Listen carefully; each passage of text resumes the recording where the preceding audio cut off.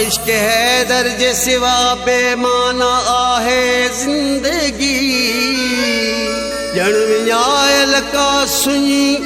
सुनसान आहे जिंदगी सरवरे कौनैन फरमाया उम्मत लाए शाद शौकत पंजतन जो प्यार वही कुरान आहे जिंदगी भली कर मुनाफिक अदावत अली सां क़यामत में थी दई ज़रूरत अली जी भली कर मुनाफिक अदावत अली सां क़यामत में थी दई ज़रूरत अली जी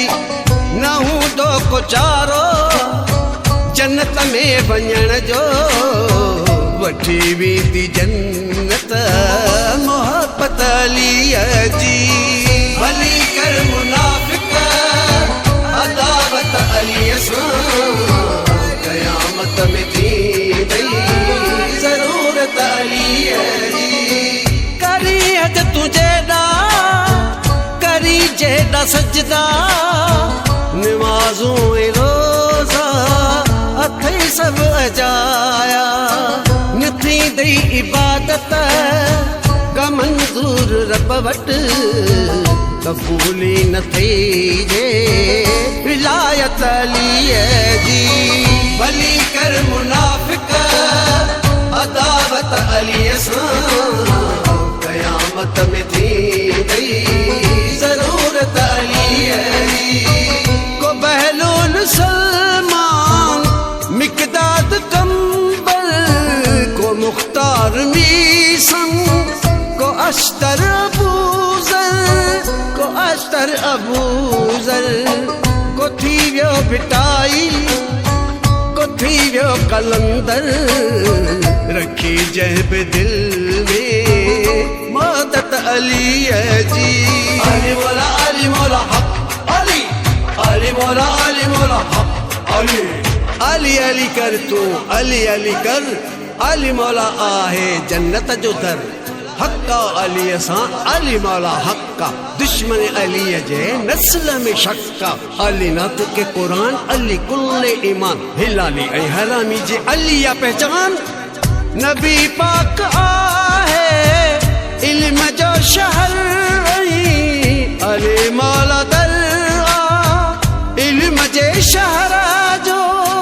मिलाए न तू गैर को भी अली सां कई रब आला फजीलत अली जी अली मौला हक अली अली मौला हक अली बुग़्ज़ अली में तुझो सड़न फज़ूल अली जे बगैर नाहे बंदगी कबूल रब जे हबीब खे अली ते नाज़ ॼाणे थो रब ई त अली छाहे राज़ अली जे त हथ में या खुदा जी तलवार नाहे ॾींदी काफ़र खे थियण फरार दुनिया में अचण भी अजब हो अली जो दुनिया मां वञण भी अजब हो अली जो नथी कंहिंजी अॼु ताईं किथ शाद शौकत जिए थी विलादत शहादत अली जी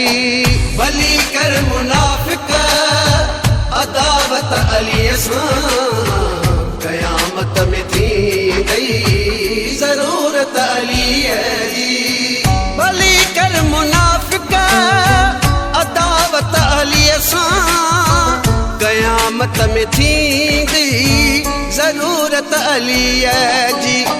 न हूंदो को चारो जन्नत में वञण जो वठी वेंदी जन्नत मोहब्बत अली जी भली कर मुनाफिक अदावत अली सां क़यामत में थी